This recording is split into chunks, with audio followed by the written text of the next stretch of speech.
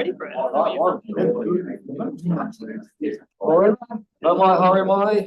Welcome to the first ordinary meeting of council for the year. Order. I don't believe we have any apologies this morning. Any declarations of interest? Another cattle. I hope you're all interested. Right, we'll move to the, I'm not aware of any public forums, petitions or deputations this morning. We'll move to item 5, which is the confirmation of minutes from the ordinary meeting of council of the 23rd of December. Are there any alterations or changes necessary? Moved by Jeremy, seconded by Lyndall. Hearing any alterations, I will put the motion. All in favour will say aye. Aye. Right, we'll move to item 6, which is the adoption of committee resolutions. I don't think we've had any. We don't have any. Last meetings are council meetings. Okay, right, so we don't have any of those. That's very efficient. Notification of extraordinary items of urgent business. Not aware of any. Words or questions? I have not been made aware of any this morning. So that takes us to item 9, which is Chairman and Councillors' reports.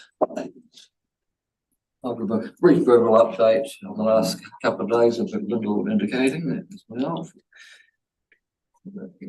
Great to actually attend the Waitangi Day celebrations, which I thought went off very well at Bluff. It was compared with some of the divisiveness we're seeing further north. I thought it was a very good celebration, well planned, and it was pretty unified, and it was celebrating, I guess, the relationship we've had with Ngāi Tahu for a long time, and it went off very well.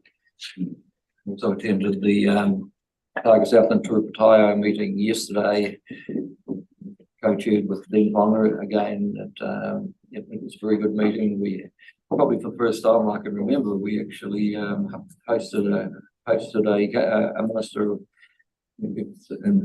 our own, Penny Simmons, who answered a number of questions, followed by the Targa South and Merrill Forum in the afternoon. So quite a full-on day. There was a resolution basically supporting iwi with and the treaty. You want to ask a question, or we just? No, it's further to that, Nicole.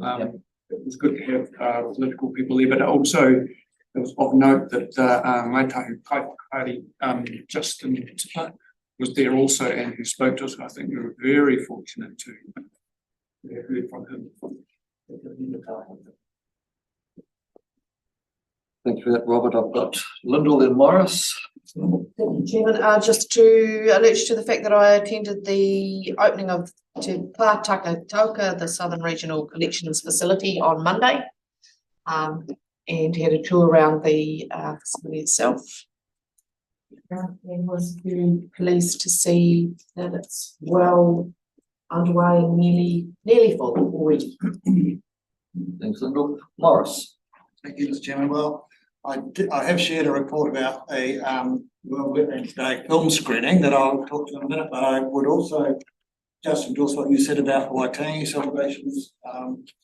It occurred to me, I did mention this a bit earlier, but it occurred to me that to how to say this, whether it would enhance our respect or ability to have what's on iwi into our workshops in particular. I think maybe in some of these council meetings, that if we have some of our workshops down on the marae, the Marahoku Marae, I think that would be a good thing to do, because it would, I think it would enhance our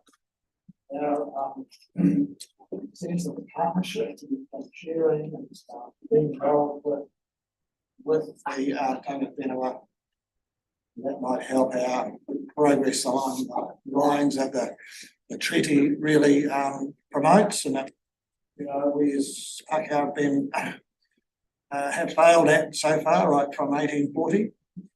So I'm suggesting that we consider having some of our workshops at least on the marae to help foster that shared journey that we were on.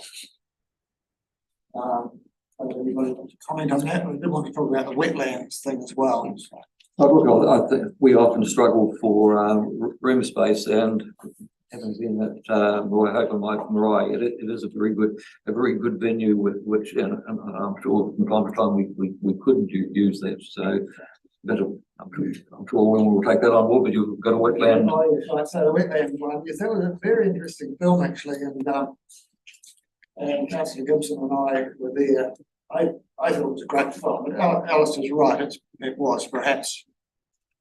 Yeah, perhaps didn't apply that. Well, sort of did in a way apply to Southland. It didn't have any Southland examples there. Thought we might have had my 200 billion in it, but it wasn't there. I got down to Canterbury, but travel further south. But anyway, it was very nice. As I say in my report, I think that if we all saw it, it would give us some idea and some hope and some vision for the future in terms of wetlands. So, and Phil has responded to my email saying that, you know, we have in mind this wetlands task force to try and get progress and helping people generate wetlands. And I don't agree entirely with that idea of trying to get everybody on board before we start to make progress. I might be misinterpreting what you're saying, Phil, but Fishing Game and the Waiau Trust as well have a very good model to help landowners develop wetlands, and literally hundreds of wetlands have been put in mainly for duck shooting, but you know, the same concept can apply where you have experts from the council, in that case Fishing Game, the Waiau Trust, Mark Sutton in the past and now Roger Hodson, where they can help ensure farmers can put the right structures in place so that you're complying with the consent requirements, if any. You're not building one that's going to get washed out in the next flood. And if we can get advice from the likes of Niwa, and Roger knows all about this stuff as well, so that we can encourage people to build wetlands for nutrient processing and sediment capturing and all that sort of stuff, then I think that's a good model to try and promote. But I realise that, you know, we've got our processes in place and all this stuff takes time and resources. But I do hope that we can get on with that to see some action on the ground. I know some of the land care groups, for example, the Mitariti land care group are already, not land care group, catchment group, are already looking at ways to build wetlands by utilising the LiDAR data to identify areas where you could build wetlands. So in some ways we're a little bit behind the game because there are other people out there already doing it. So I really do think there's a good opportunity for us to speed up our work in this area. Thank you. Thank you, Morris. Alistair, then. Yeah, I'll just talk a little bit to that swamp thing. I was not disappointed. I enjoyed the movie, but the thing is that basically it's a different thing we've got to deal with here in Southland. And come with us on the 20th, the morning of the 20th, and have a look at what farmers are doing and how easy it is, or how easy Malcolm tells me it is, to build these things and get them to work. And also he's got running in his system a slow the flow thing. The other thing, I've attended 2 shows, one of them Winton and one of them was the Crank Up. Yeah, it's disappointing the number of people that actually come to inquire about what's going on. I think if we can make it a through flow thing, and I think we're going to do it where people can sit down at the field days and have a bit of a chat, that might improve the penetration that we need out there into the community. So that's just my thoughts. Thank you. Thanks, Alistair. We've got. Were you indicating again, Robert, or we done yet? Well, I just had a question for either of these 2 gentlemen that on the film, on the wetlands film, and I just wondered if there was any coverage of wetland creation through the Māori lens, through using methods and techniques particular to Maitahu in particular, because I know they exist, examples of those exist in Ruahine, and I don't know, I didn't see the film. So, and then further to your tour that we're doing, have you included examples of wetlands that have been created using those methods, which other than the modern approach, which Fish and Game make?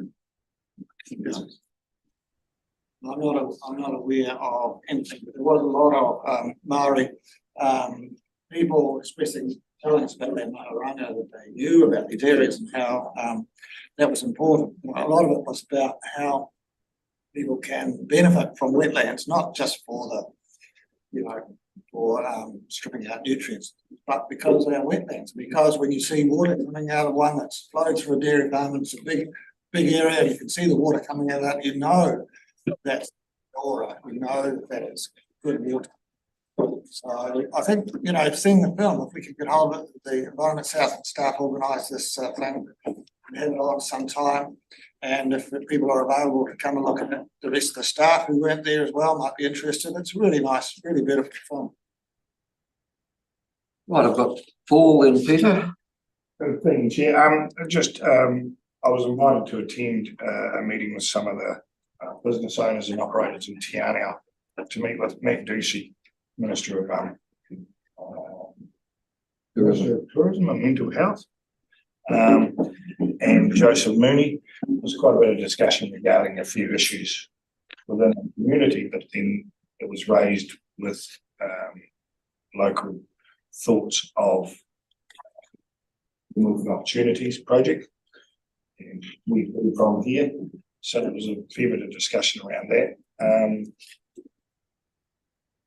It sort of alluded to me that it would be good in our area and our constituent to have councillor meetings independent or not independent, but more where myself, Southern District Council representation can discuss our issues in a combined effort in field.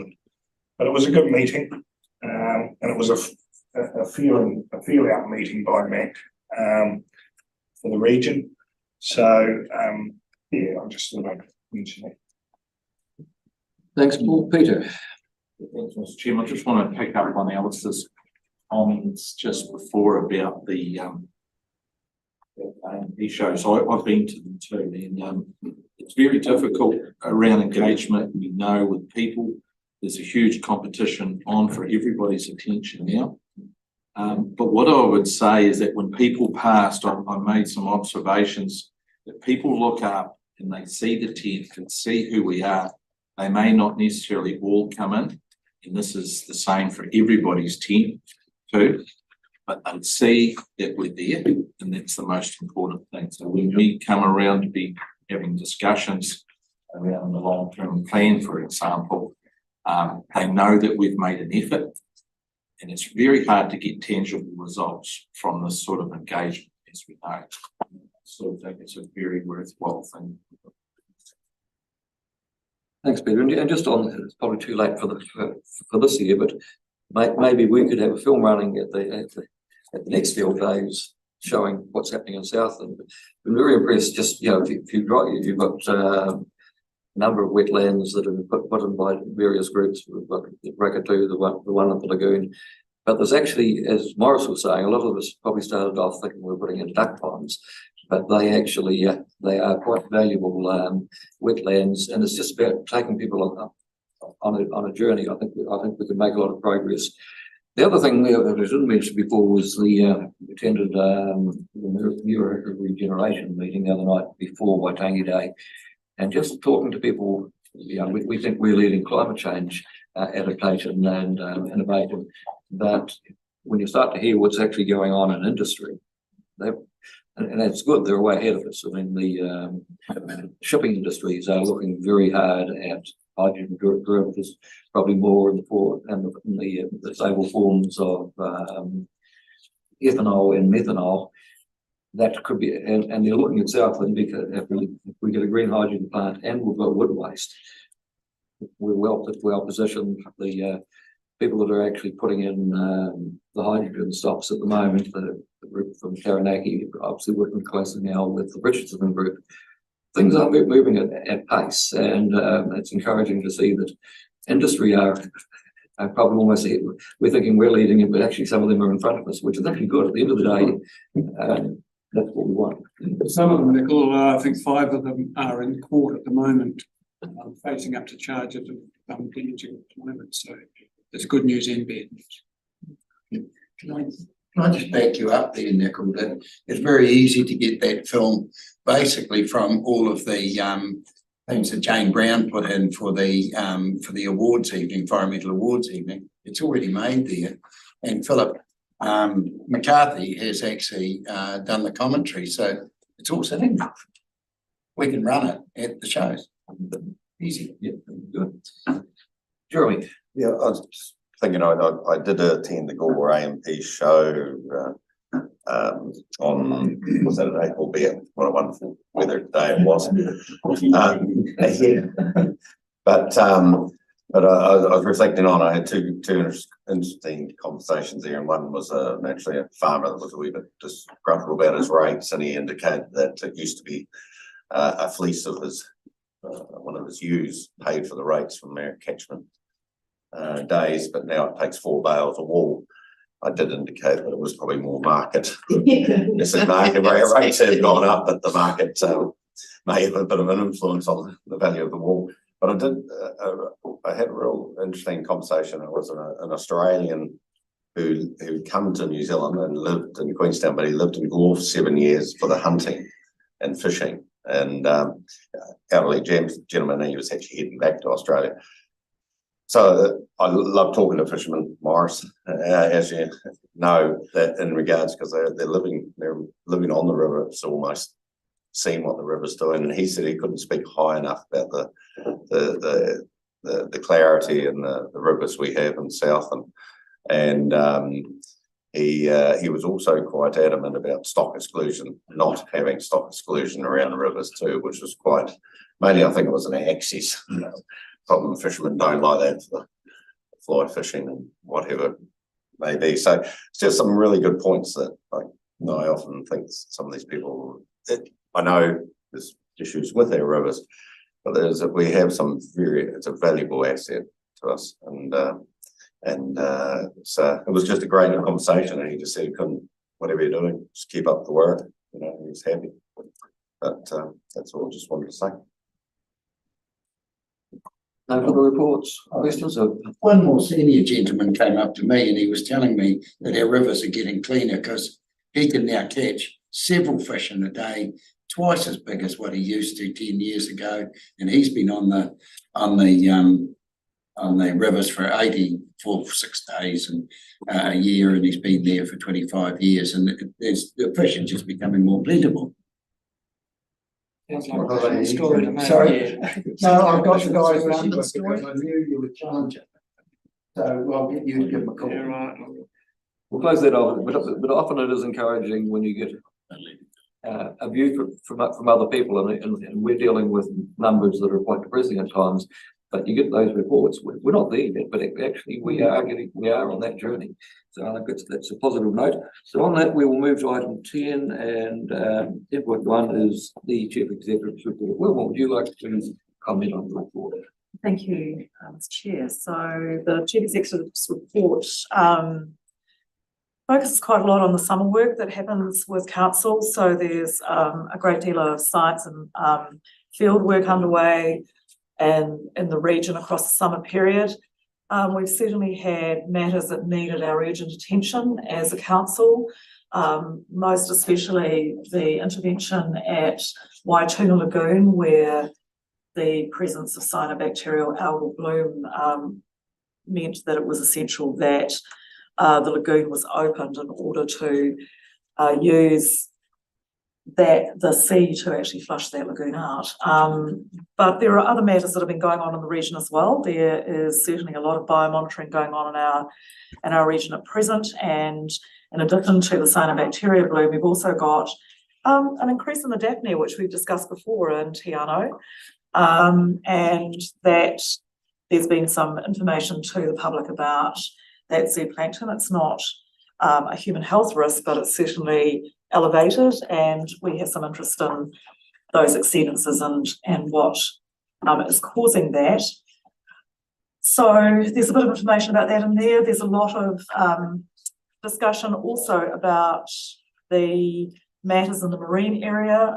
We certainly had an event which has required the intervention of Maritime New Zealand, which is a grounding of a Real NZ vessel in Doubtful Sound, and the evacuation of the passengers there. Speaks to the matters that are of concern to us in the Fiordland area in relation to maritime safety, and reminds us that this is a very a matter of high importance to this council in relation to our ability to respond and to maintain safety in that region. So while there's always across Christmas a lot of information about recreational boating safety, you need to remember that there are some very large vessels in the Fiordland marine area, and that this also comes under the jurisdiction of our harbour master and our responsibilities under the Maritime Safety Act. So that's a matter in this report as well. And I'm very happy to answer any questions on any of the matters. Neville. I have a comment and a question, Chairman. Under the air quality, I was reporting there, salt sea spray was contributed to a recorded exceedance by us.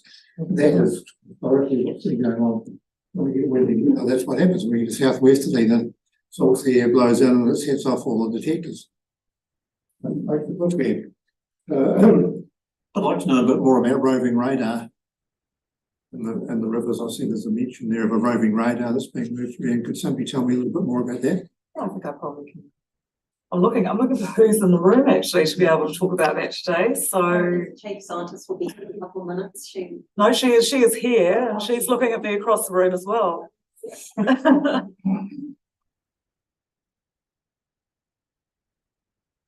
will grab someone and come back to that. Yeah. Do you want to make a comment on the air quality matter though? Because that certainly was of interest to me when the highlights of the season's monitoring came through. Thank you, through Mr. Chair. Yeah, so it seemed to be an event that had impacted all the coastal air quality monitoring sites through Southland, Otago and Canterbury. So it was quite an unusual event. But we seem to be the only region where it triggered levels that were an exceedance of the air quality standards. Analysis of the filters showed that the filters weren't filled with white material like we would normally see through winter. That was it would clearly sea salt and origin. So as I included in the item, we've provided all the information on that to the Ministry for the Environment to ask for an exceedance in this particular case compliance on this one.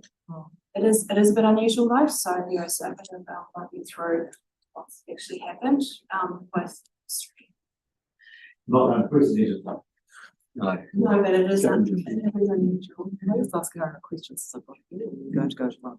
Well, I was actually going to ask a question on that matter myself. If we were to go to the 2.5 rather than the 10, would that alleviate the salt issue, or would it exacerbate it? I suspect it would make it worse, but I'd need to confirm that. You That's one. Is there another question on this matter? Because No, on this matter, just I will go for the debate. I was going to ask you, Karen, when we wrote this report, we were reporting on the low flows of the rivers leading into Christmas, and now we find yesterday we had high river watch, and there's certainly impacts on the Waio at present. So do you want to just talk briefly about the fact that we're in El Nino and that we've got an interesting, we thought we were heading towards potentially more dry conditions, and here we're heading to wet. What should we be expecting in our thinking around this time last year? We were thinking we might be heading towards a drought. That doesn't seem to be the case now. So through Mr. Chair, so the last 3 summers, I think we've had a La Nina event, which is when we typically get quite dry. we're currently in a fairly strong El Nino, which is the opposite, but it's an atypical El Nino, which means that it's a little bit unclear how it may play out for us. So we seem to certainly been windier, which is typical of an El Nino. And there could be potentially quite a lot more rain, but at the same time, it seems to be interspersed with quite dry periods, which I guess is the atypical nature of it. So, yeah, the NIWA projections are to be prepared for more rain through February and March. But yeah, like it is good size. I just see how it plays out. Thank you. So could I just ask, when you say atypical, does it mean, is this the first example of an atypical El Nino? Or is there something that you might record every 10 years? What I'm trying to say is climate changing forcing atypical examples of everything in this climate? So my understanding is one of the elements that makes it atypical is that the ocean is still quite warm. And so you can see cooler ocean. Yeah, so I think that is, yeah, but just how many other things make it atypical? I couldn't comment, but my understanding is that one is particularly unusual. Paul, Thank you, Chair. Regarding the constant grounding in Dapple Sound, it says that the Maritime NZ are investigating the incident, and the NZ are also conducting their own master will be briefed on the outcome of both investigations. Is there any chance we can be briefed, or at least myself as well? Yeah, absolutely. That would be good to have more of an understanding of what's affecting our region. Also with the cruise ship season, 55 visits so far, how many more remaining? Good question. I can't answer that off the top of my head. And I did ask regarding, I went through the Excel spreadsheet. Compared to 2 days, two of them in that period. To know whether we've investigated that and checked it. well, there are protocols on when they can come in. We're actually getting more the smaller ships coming in. In fact, the other night, I think Otahu might actually own one of the ones that's going down to Antarctica this week. So we're getting some of those. There was what 110 or 120 potential ships this year, but of course weather conditions can change. We've had at least one sent home for the hull wasn't clean. You were introducing to. So would you like to comment on that? Yeah. So on the matter of because you asked this question of us, and we more cruise ships. Oh, so on how many more cruise ships? I don't know whether that's what Lisa's coming to answer, but I think she's coming to answer the question that you had raised before on this matter of multiple ships. More than two in a 24-hour period. Lucy. So on the first one, my understanding was that the total for the whole season was approximately 180, but Lyndon's got the bookings for half mast the bookings for all that, so we'll be able to confirm what the total number is and how many more we're expecting this season. In terms of the more than 2 in 24 hours, the Harbour Master's direction sets that no more than 3 can access within 24 hours, and that's for Harbour Masters, health and safety, and then the backstop of that is the coastal plan, which allows for no more in any one fjord or sound, no more than 2 within a 24-hour period in any one sound. So those 2 things sit alongside each other and manage the total numbers across the whole of the fjord complex. So in Milford Sound in one day, there can only be 2 ships, but there can be 3 ships in the coastal marine space at any given time that are cruise size ships. So if you've seen more than 2 ships in any of the sounds in one day, then that is an issue. Just in relation to serviceable activities over on the coast, with regards to a lot of vessels, smaller but also quite considerable vessels, up to 20 metres. These are untracked, unnotified. to a certain extent, and we have large vessels in there. We need to be mindful of the numbers going through of cruise ships. And where they're going through. It's not only Milford Sound, it's other areas of the coast. So good to, I think, know more than we currently do. Yeah, I think this is a topic, councillors, that will be good for us to have a workshop on. I think the whole matter of our responsibilities as a council in relation to our maritime safety responsibilities and our bylaws in relation to the area, I think we need to be clear about, and what any of those issues might be.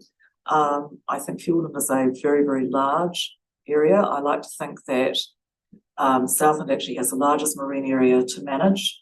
I believe our friends at the Bay of Plenty Regional Council would like to say it's them. I'm not sure which of us is right, but either way, we are really a very seriously large coastline, and we are remote, and the country does not have a lot of vessels able and close to these remote coastlines to assist should there be an emergency. And I think even Greater Wellington Regional Council has found that difficulty when the Singapore flagship went adrift in Cook Strait. So they were fortunate Taranaki had something available. So I think this is a matter for us to talk about. I think we should come back to you with a workshop on all of that. Thank you. Well, I agree. And it would be good to even include other placeholders as well as the council in that. Morris. Oh, thank you. Yes, two questions, Mr. Chairman, through you, Wilma. The effect of the opening of Waituna Lagoon, how much of the lagoon has that affected? Has it been able to reduce the cyanobacteria bloom to a low level of the whole lagoon? What do we know about that? Well, I'm just looking at Paul online and wondering if he's ready and able to talk to the Waituna matter. Yeah, I can hear. Just checking, Morris. The question was: has the opening been effective from a cyanobacteria perspective? Is that the question? Yeah. How much of the lagoon? Yeah. From a maybe Karen can talk to it in a bit more depth. From a visual clarity perspective, the team went down yesterday and noticed that there's been a noticeable change in the clarity, which signals that actually the saline mix is working, but we haven't had the results back yet to confirm that. That's hopefully, I think maybe staff will correct me, but hopefully later this week, early next week, when we'll have a little bit more information. I will be giving an update to councillors. We've got a every second day update on Waituna, which will be going out today as well. The mouth is open somewhat again. I think it's up to 30 meters wider. So it's really quite active, and a lot of water has gone through the system. And as you'll know, there's been a lot of rain as well, which will no doubt have helped with the cyanobacteria issue. So hopefully be able to give you a little bit more detail on how successful it's been either later this week or early next week. Thank you. The other question was about the alerts that the council publishes from time to time when their staff find the cyanobacteria that is on riverbeds. That's the black mats, microcoleus is what it's called. We get an alert to say that council staff have found some somewhere in the Sharpridge Creek or somewhere on the Celsius Creek. But actually this organism, this microcoleus, is present everywhere. And at some stages it's toxic and other stages it's not. Mostly it's not, but it can be, as we know. So I'm sort of puzzled as to why we should, go to the effort of publishing a finding when this material, this organism is actually very widespread. And wouldn't it be better to say that this organism is widespread? This is what it looks like. Don't let your dog eat it. But if you say, well, we found it in this one particular spot, then people might think, oh, okay, well, I can go elsewhere and it won't be a problem. Whereas it could be in a lot of other areas. So I wondered whether the council staff and management would think about perhaps adopting a slightly different approach to warning the community about the potential hazardous nature of this organism. Karen, be able to answer that? So there are some guidelines around the common path reporting that we do in regards to potentially toxic algae or cyanobacteria. Just to clarify, so we only issue those alerts. So it's not when we find it present, it's when we find it present in a certain amount. So it's only when there's sufficient volume of it there that we will issue those alerts. We have previously actually tried to do some work to see whether or not we can develop a forecasting model around it. But unfortunately, the science wasn't quite there to be able to reliably predict the likelihood of there being cyanobacteria, volumes of it being present. So that's still a work in progress for us. Certainly we do though try to make sure that our communication emphasises, we're not out there, as you said, monitoring every site, across the entire region at all times. And we certainly don't routinely monitor whether or not toxins are being produced at any given time either. So the emphasis I think needs to go on that where it's potentially toxic and we've got quite a lot of education material, the signage that goes out to try and alert people to, I guess, be educated and aware and try what's looked out for. Okay. Yeah. Lyndall, Peter, then Phil. Thanks, Chairman. Just a couple of things. I'm interested in an update on what an inconclusive mouse looks like. Moose. And just whether we've actually, and what a detection plan might be for that. And also, I'm wondering about the business response team that's been established and what the parameters are for that team's work, because I might have forgotten. Or I may not have known. The expert on the inconclusive mouse here. So through you, Mr. Chair. Essentially we've got some images, some black and white images from trial cameras of rodents that are small and smaller than an adult rat. So potentially they are juvenile rats. They are most likely to be juvenile rats because where they are in Racura, and Racura has no known mice. But if they are mice, then we need to do something about it. So we just want to try and get an idea about whether they are juvenile rats. How do we do that?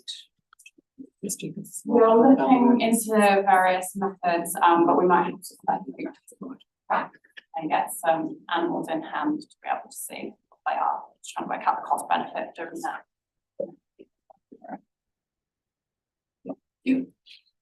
Look, I think Chris Jenkins is here and can come and answer the roving question from Neville. So welcome, Chris. Sorry, I understand there was a question about the roving radar that we were installed. So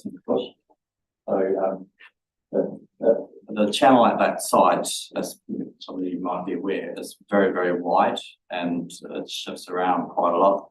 A couple of years ago, we installed a radar at a fixed location, and since then the channel has moved, and that fixed location it's now got about 1.7 meters of gravel under it.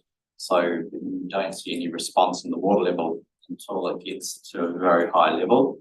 So we've got some new technology now. It's called a LoRa bridge, and we can put all manner of equipment onto one of these, be it a rain gauge or a radar, and we have a base station at the recorder, and we can actually measure anywhere along the bridge. We can shift this very quickly in about 20 minutes. So if the channel does move in future, we can always ensure that we are actually measuring water level instead of gravel.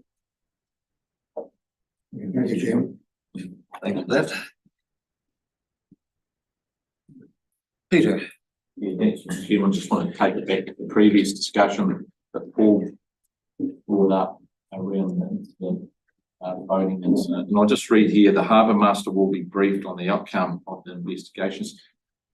You think we should have a discussion as we have a lot of responsibilities for like you stated, you laid out for you, just to be briefed on an investigation. Do you think, does this council believe that we should be have a greater part?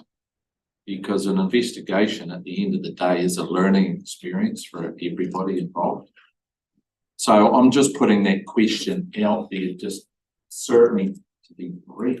It sounds pretty low level for an organisation that has a lot of responsibility around these matters. So I'm just putting the discussion out there. So I think the briefing will be, a very collaborative matter, I would be expecting. The way the Maritime Safety Act is constructed, there are different levels of responsibility and different agencies of responsibility in there. So these are the lead agencies in this particular event.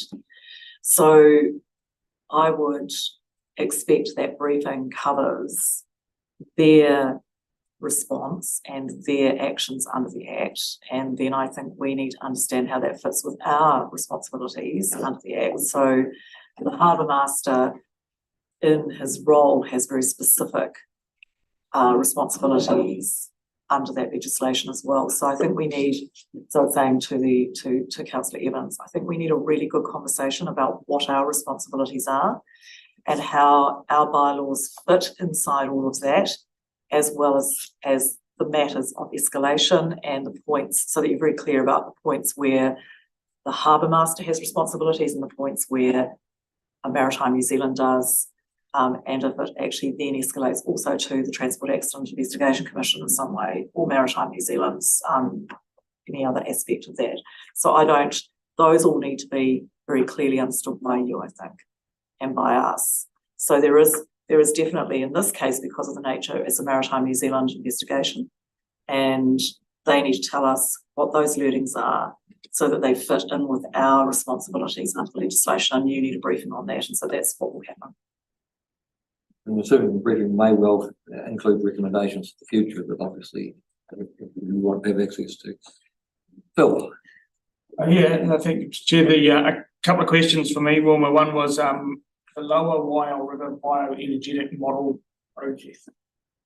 Just interested in timelines and anticipated duration for that model to It's a good question, actually. to take effect, or when the results will be available, and mainly to ascertain will the results be available to inform to a target, or will it come in after we've done that? So we can answer both of those questions.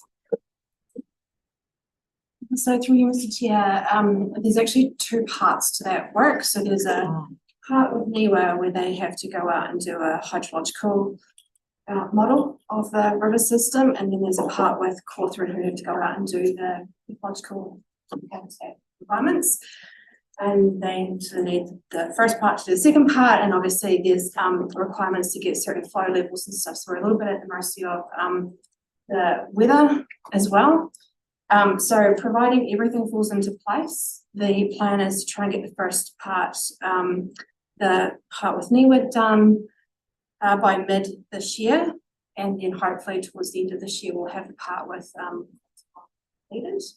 So that is everything going very well, and trying to get that across the line then, so that there's still time then for it to inform Tuataki.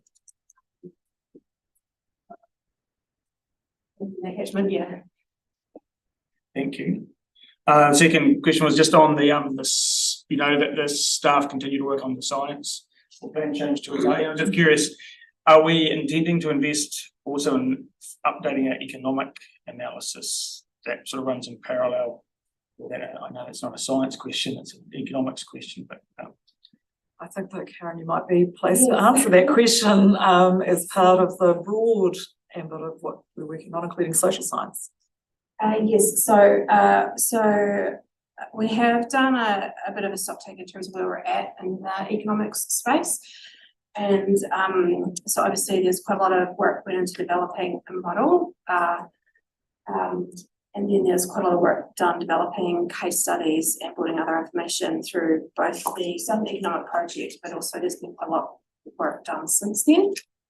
So one of the things that we have done is we've reached out to some of the members of the original Southern Economics Technical Advisory Group, so particularly the agriculture sector parties, and sat down with them to kind of do a collation of what economic information is available that would be useful to pull together to help support, I think particularly around the engagement aspects around climate change tuatahi. There might be some different economic analysis done for the planning pointy in like the Section 32 analysis. So not trying to kind of cover that part off, but more in the, you know, where we're at phase. So we're still working through that with that group as to what information can be together and how the timing of that fits. So we can agree of the rest of the material and way of the rest of the workshop. There's reassessment going on in that space. Thank you. Jeremy. So yes, two questions. One regarding obviously the regulation, the government's throwing a few things out there, just mainly more around the information. There's quite a bit of discussion in the rural community about farm plans and obviously catchment limits coming in, nutrient limits coming into play, the government moving timelines and things. Are we able to provide a wee bit more clarity, just that in regards to things, especially when I did hear one MP indicating that they've sort of told the regional sector to stop the processes, which is not quite right. So I just wanted to, if we are able just to clarify some of the things working with this government, what we're doing in regards to those areas. And another, well, we'll answer that question. Another one about the dairy farm top performers. So maybe someone, if you wanted to clarify that. Okay, so on the. What we can say. Yeah, so in terms of your first question, the regional councils have received letters from the government. They had one before Christmas and one from, both from Minister Bishop. Second one on the 31st of January, that letter refers to a number of matters. The first part is the intention to introduce fast track consenting legislation. And the intention for government to be able to do that before the 7th of March. So there's this correspondence the government has released, it's in the public domain. That's the latest information that we have from government about their thinking. They also addressed in that letter some information about their thinking around the national policy statement for freshwater management. And they advised us that, yes, as they said in December, their December correspondence, they are going to review and replace the NPSFM in this parliamentary term, but that what this letter is advising is this is happening in, stages. They want to progress changes, and that they were focusing initially on the hierarchy of obligations and the Te Mana o Te Wai provisions of the NPSFM, but that's as far as it goes. It doesn't tell us any more detail around that. So we know the government's intention. So they are saying that the next steps will be around the fast track consenting regime. And really that's the primary focus of this letter. So there's a lot of discussion of what people are hearing, but we have not received any indications to stop, but we certainly understand the direction of travel and the principles the government is following.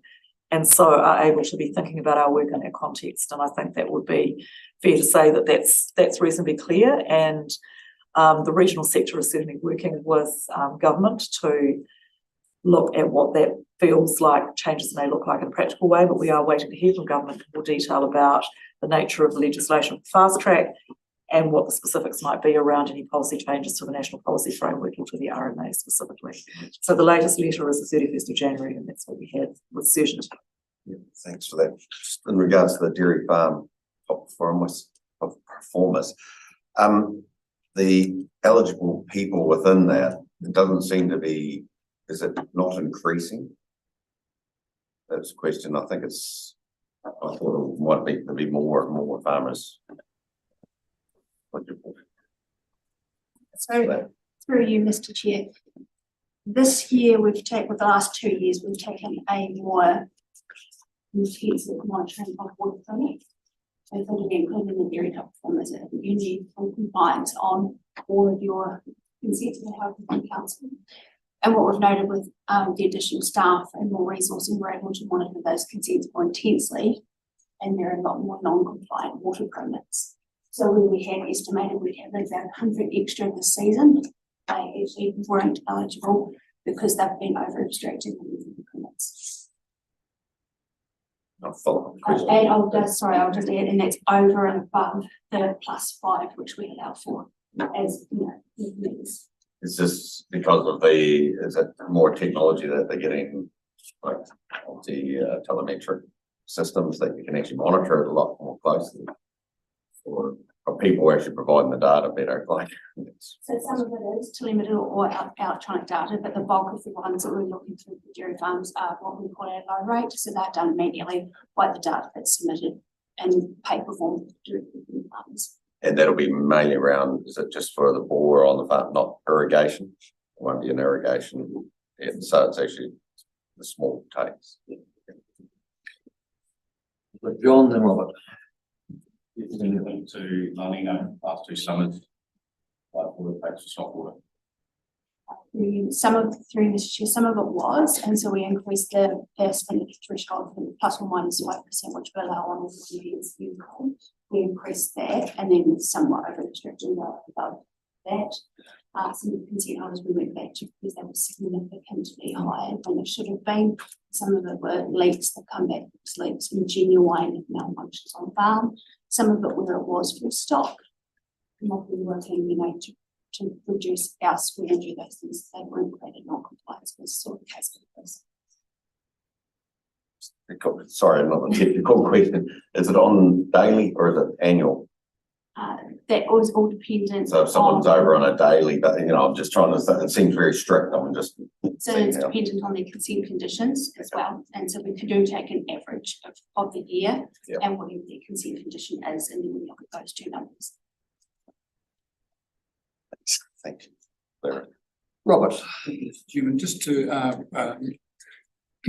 answer Al's first question and the response that our CEO gave, if I could ask Wilma to clarify, you mentioned Te Manawatū and the government's indication that they're going to change its hierarchical position, and it sits presently at the very top, as I understand. And I'm guessing we are very happy with that overarching view of quality. If that's going to be changed, presumably Te Manawatū will find itself somewhere else in the hierarchy, not at the top. Are you aware that iwi are aware of these proposed changes, and if so, any reaction from them? Because it sounds to me like a significant slight.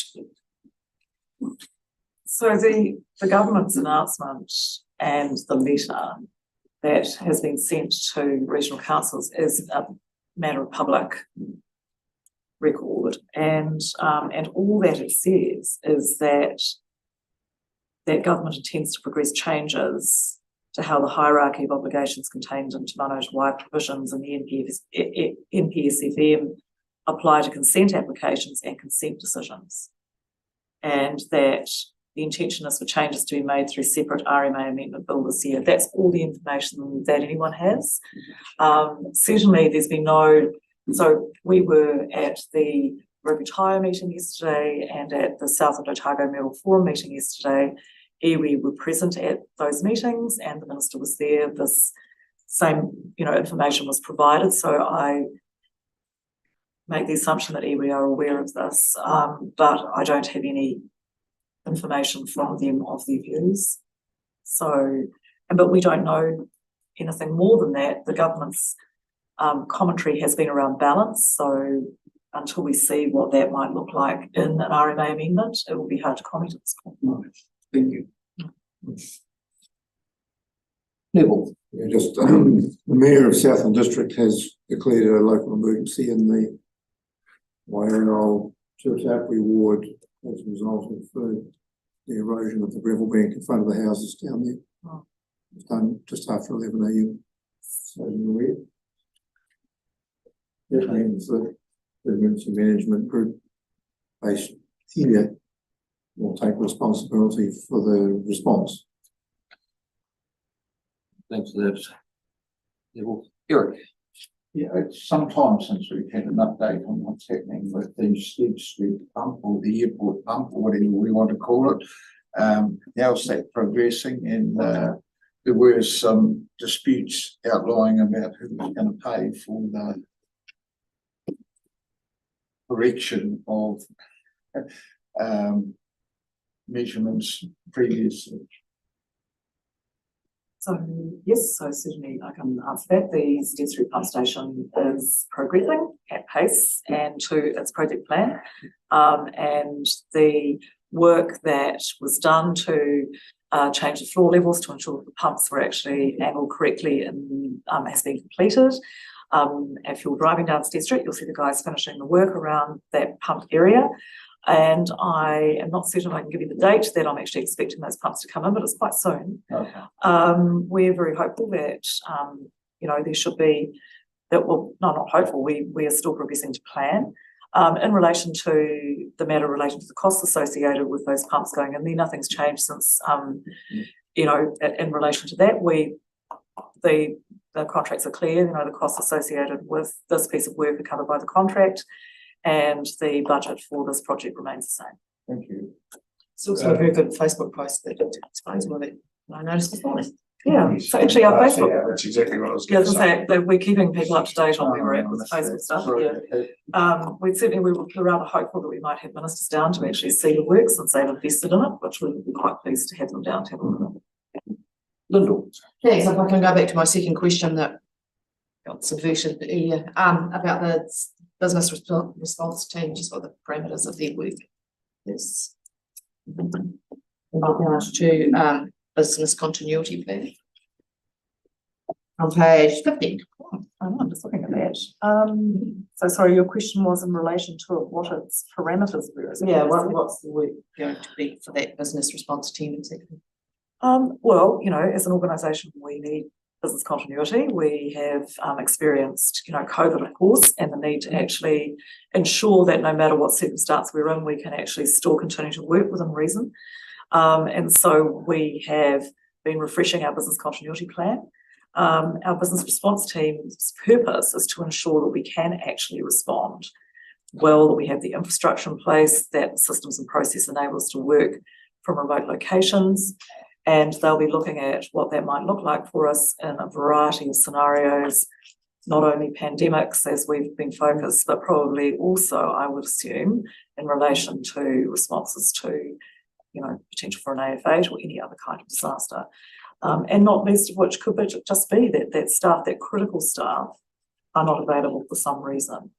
And that is the most likely scenario in which business continuity is often spurred, particularly where you have a small group or individuals who are mission critical to organisational work. So those are the areas that the focus of the planning will be on.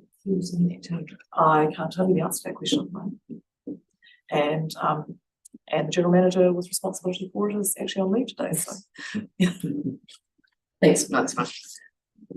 were you interested that it might be a joint committee with council? No, I was just kind of looking at this and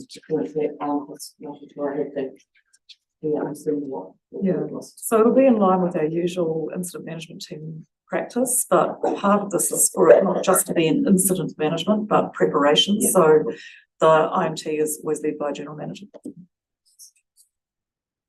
Okay, if there's no further questions on this comprehensive report, would somebody like to move the recommendation?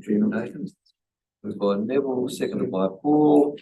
All in favour will say aye. Aye. Right, we'll go to 10.2, proposed regional climate change strategy.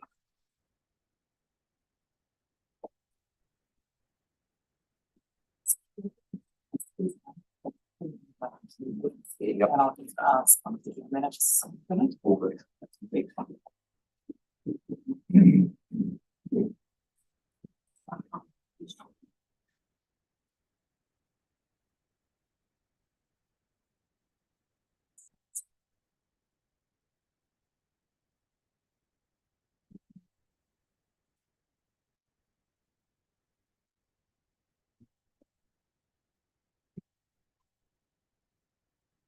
Right, would staff like to comment on the report? I'm going to possibly supported by Phil, who's been an integral part of it, so. We'll try and get the technology. Okay, all good.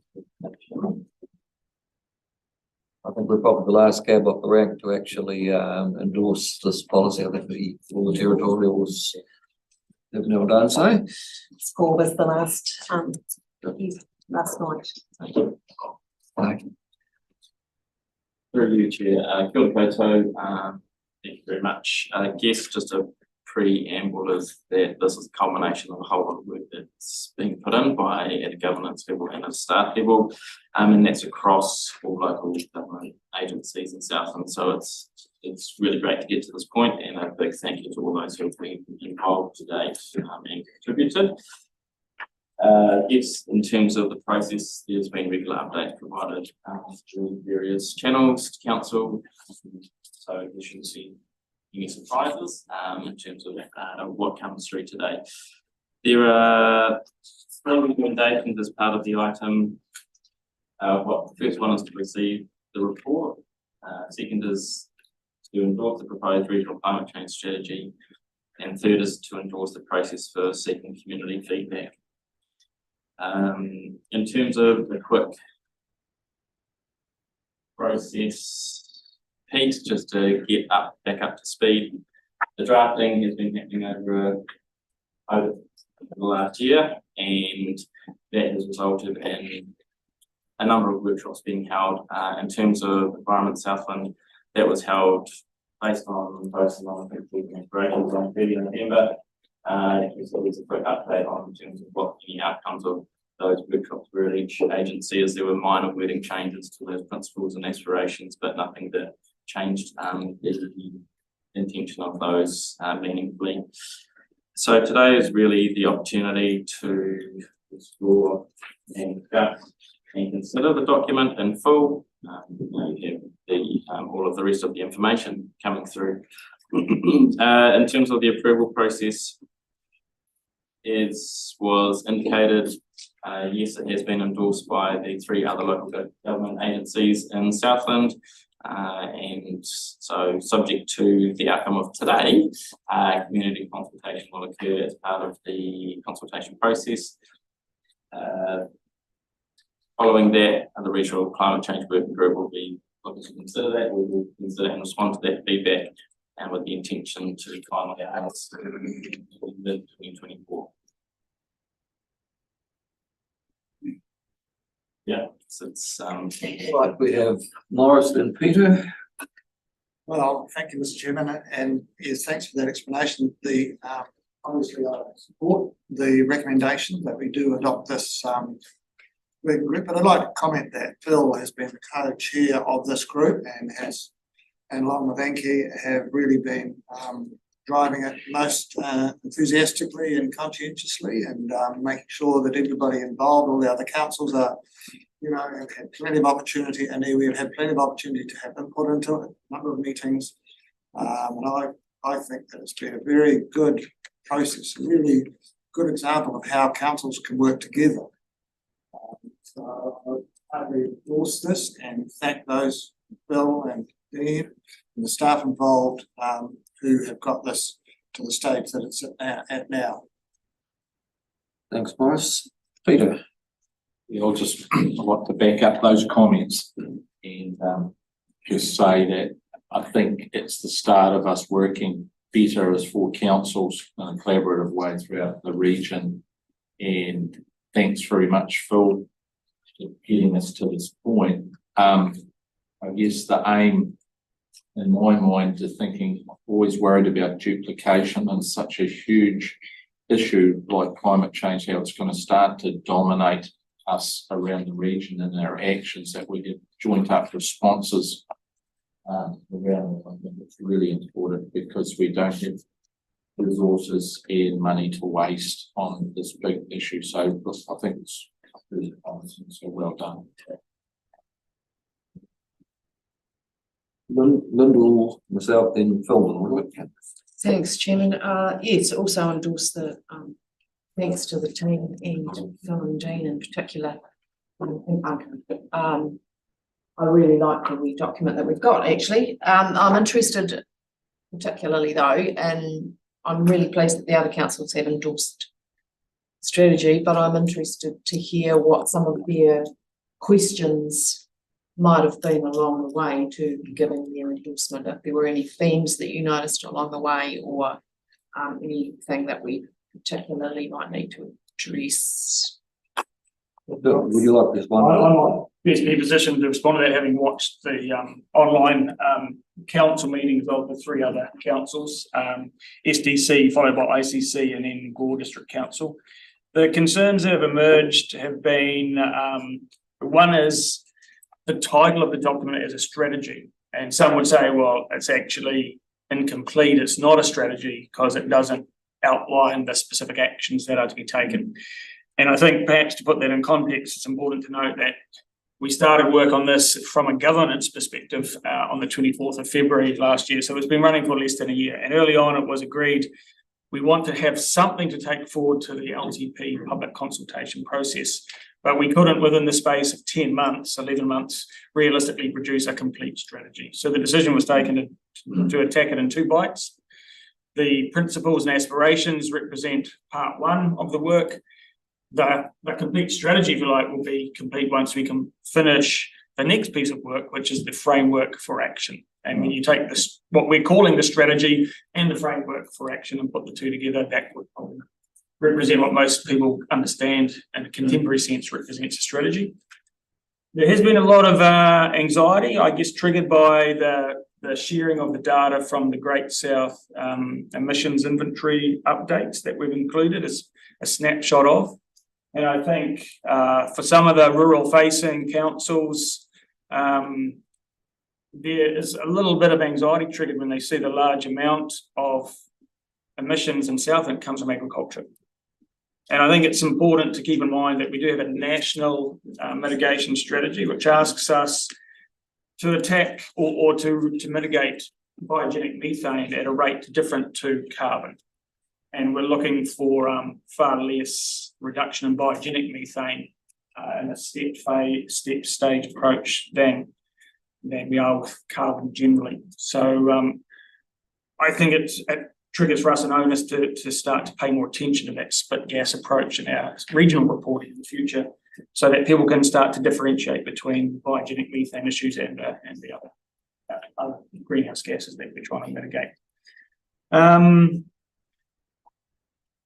Yes, I think those have been the broad concerns that have been shared or surfaced in other council meetings. It's good that there's not many more. Well, thanks for that, Phil. I guess that was the point I was going to make, the confusion around the 2-step process. I think well perhaps understood. I think this is a really good model. We want consistency regionally in it, but with the other territorials having skin in the game. So it's very much like a successful emergency management model, where I think some people thought, oh, regional council are going to do this. Well, actually, we can help coordinate and lead because it's about everybody. So I think that's really good. It's also good that the government have indicated that they will advance the climate change adaptation mitigation legislation during this term, because that has been the missing leg of the stool, really, to have government support for, we started for, got an issue now at Blue Cliffs with a conversation about eventual retreat. That needs a funding base, because this is going to happen all around the countryside, and there needs to be national level support for this. But I think this is a really good step. Congratulations to Phil and the team that have worked through this process, and we look forward to seeing it progress. Any further? Through you, Chair, I wanted to note that Anchor is currently with the staff working group advancing the next phases, so the momentum is certainly going. Morris. Mr. Chairman, the recommendation, all those 3 points together as one. Moved by Morris. Phil's happy to second that. Any further discussion? Perhaps if I could just point out that there is an obligation on Environment Southland to lead on public consultation, that we navigation and would be taken on. I just want to make sure that we understand that we will be the lead agency, but that doesn't prevent other councils doing public consultation on specific projects that link with that. Just to clarify that, are we the only ones that are going to put it into our LTP for discussion, or will the others do that as well at some? Through you, Chair, the intention is for us to be putting in other feedback section. However, all other councils will be referring to the fact that we are doing that. And as Councillor Morris mentioned, that they have specific projects in our climate change that they are looking to consult on, will be a reference back to us as a lead agency. Following that. Thanks for that. Any other queries? If not, I will move and second. I will put the motion. All in favour will say aye. Unanimous. Okay, we will move to 10.3, which is the Southern Regional Coastal Plan Change 5, surface water activities, fuel in the fields and plan change. Chairman, Councillor Lovell and I both sat on the panel for that and we thought we could voting. Very obvious what we think. Yeah, just that, this is relatively procedural report. This is a big slide relief. We've gone through the process, council had accepted the recommendations of the panel, and then those recommendations were then put out to the matters for function across the gone through that process, and slight relief, we had no appeals, so we now move to the next stage, and this is the next stage is for us, for Environment Safety and Council, to adopt decisions and place its seal on that then gets referred on to the conservation regime and final. This report is really just asking, recommending that the recommendation now be adopted. And any comments or questions on the report? Obviously, commissioners probably can't say very much. Well, obviously the work's been done, it's been pretty comprehensive report. I'm happy to move both recommendations. Right. And I the second recommendation is to endorse Mr. Rob. If I get his name right, but he is a very competent. That's the next one. That's the next one. No, yeah. So two parts. Okay. Moving seconded. Any other comments? If I will put the motion. All in favour will say aye. Aye. Right. We will now move to 10.4, which is the endorsement of the nomination to the EPA panel. I was getting ahead of myself. Bruce, would you like to comment on the report? Mr. Chairman, hopefully the report is reasonably self-explanatory. Give a very brief overview. As referred to in the Chief Executive's report, the contact application was lodged with the EPA on the 21st of December, and the councils had an opportunity to nominate a panel representative to sit on that national EPA panel to eventually consider and make a decision on the application. It's a large site involving 5,700 hectares, and that triggers consent from Environment South and Southland District and Gore District Council. So at a staff level, we got our heads together and suggested that rather than having competing panel nominations, it would make sense to have a combined panel nominee supported by all three councils. In the report, I mentioned why it would not be appropriate, we've got some legal advice on this, to have an elected rep of one of the councils being the nominee. And the suggestion came from Southern District Council of Mr. Rob van Voorthuizen, who's a very experienced external commissioner. I've outlined his CV there. So he has been presented to all three councils as a combined suggested nominee, obviously for your consideration and approval if you're comfortable with that. Gore District Council considered the same report yesterday, and they have endorsed Mr. van Voorthuizen's nomination. Southern District is yet to consider this matter, but should be at the end of a couple of weeks. Any questions, Mr. Chairman? Thanks for that, Bruce. Eric. Yeah, well, I've worked on a consent panel with Bob. And it would be my view, he has a very good process and he's very competent, and I would endorse the recommendation. And Forrest might have something to say as well, because he's also been on a panel with him. I'll forgive that as a moving of the recommendation. I'm happy, but yep. It's a good choice. I think the independent is a very good idea, because there is certainly some public controversy out there. And I'm assuming that in the formal process, those people will be able to be heard. Bring noise about no pre-consultation. But it was moved and seconded. I will put the motion. All in favour, say aye. Aye. And no. I think it's Morris and Eric. No, me and Neville. Yeah, you okay? Okay, right.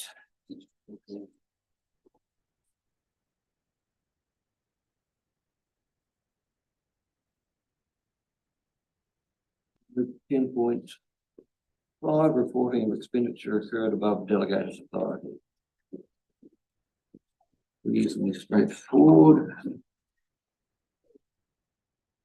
Would you like to comment on the report? I think you probably didn't need it very much, but yeah, no, thank you, Neville. It's fairly straightforward. The paper is advising on payment to Linton Contract in December of $266.47. Made up of several invoices relating to works on the Gore and Wyndham stop banks. Payment was in line with the budget and as part of the overall good works conference in this program. moved by Neville, seconded by Alison. Any further discussion? I will put the motion. All in favour will say aye. Aye. Right, we'll move to 10.6, local government zone 5 and 6 meeting attendance.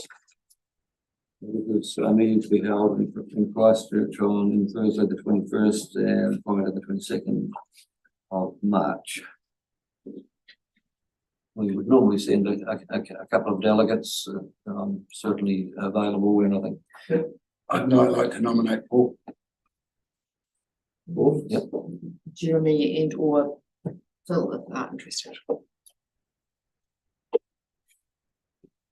It's a reasonably close one. We could probably have up to 3 councillors if that is the wish of the meeting. So we've had a nomination for all. Jeremy or Phil, have you an interest in attending? I'm available, but I also acknowledge I was at last year's Zone 5 and 6 meeting. Queensland, so maybe share the love.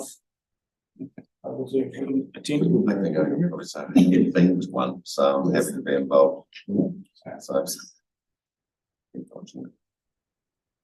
One of good movers and seconders. We've had a move of Paul. Did we get a seconder? Yep. Seconded by John. I'm happy to move Jeremy from the chair. A seconder. Bill. Right. Any further discussion? I'll put that. Oh, actually, we've got somebody better nominate me as well. Actually. A second that. Moved by Lyndall, seconded by Jeremy. Okay, I'll put the motion that we have 3 councillors going to that meeting. All in favour will say aye. Aye.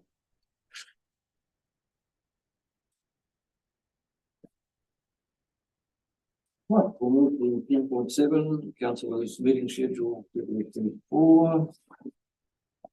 Are there any additions? I can request to leave from the 13th of April to the 21st of April.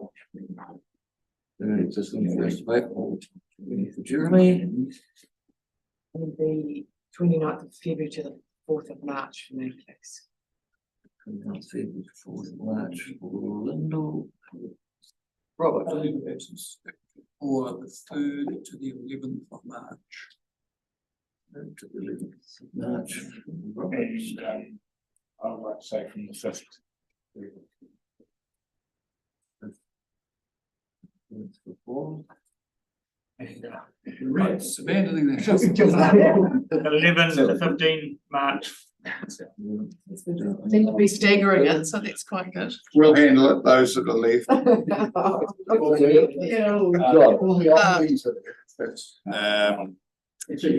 So February, the week of the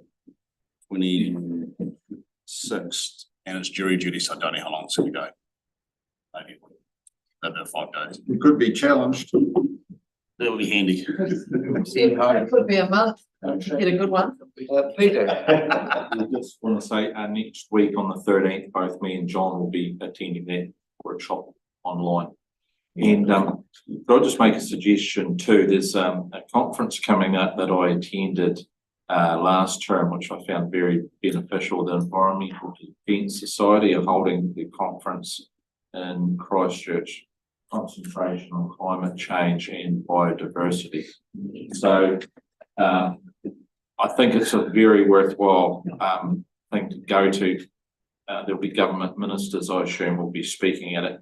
People's hackles get raised pretty quickly when you say EDS, but the quality of the conference is of very high standards. So I'd be encouraging anyone here to go along to that. It can really frame up the term really well in regards to those two high profile subjects that we talked about. So you got dates for that conference? 10th and the 12th of June. 10th to the 12th. In Christchurch. In Christchurch. One will come up again, but actually with the EDS sending letters to all councils saying just enact the present NPS regardless of the government direction, that could be quite good. That I might be interested myself actually, but we don't need to decide that here. We can do it at another meeting. Morris. Well, there's one addition, Mr. Chairman, Councillor Gibson and myself at the World Wetlands Day film screening on the 31st of January. And yes, if I get apply to abandon the ship from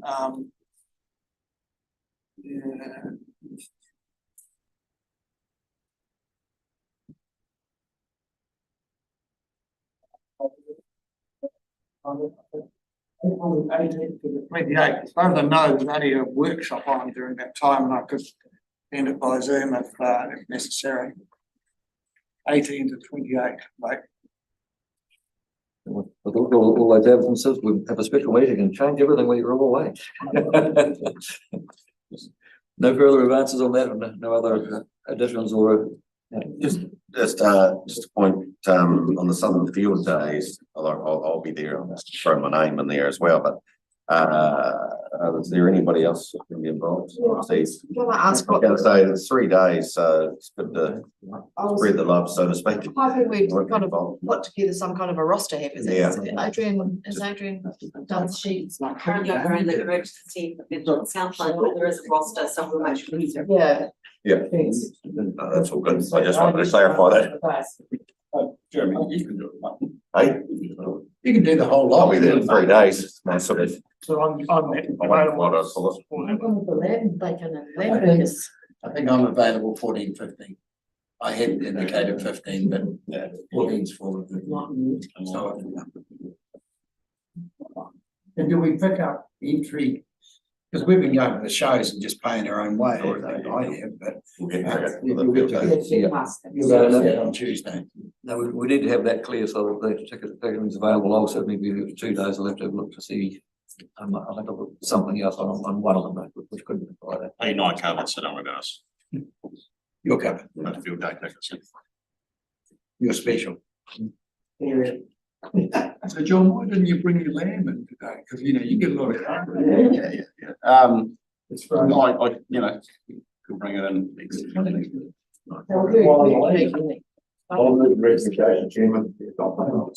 Moving to all in favour will say aye and Aye. right. Last item is public excluded business. Something like you've probably got the information in front of you that while we're going for general matters to be considered. A lot of public excluded. The reason for this resolution in specific grounds set out below. Confirmation of minutes for eventual disclosure or use of official information on public gain or advantage. Moved by Jeremy, seconded by John. All in favour say aye. Aye. Okay, so we have public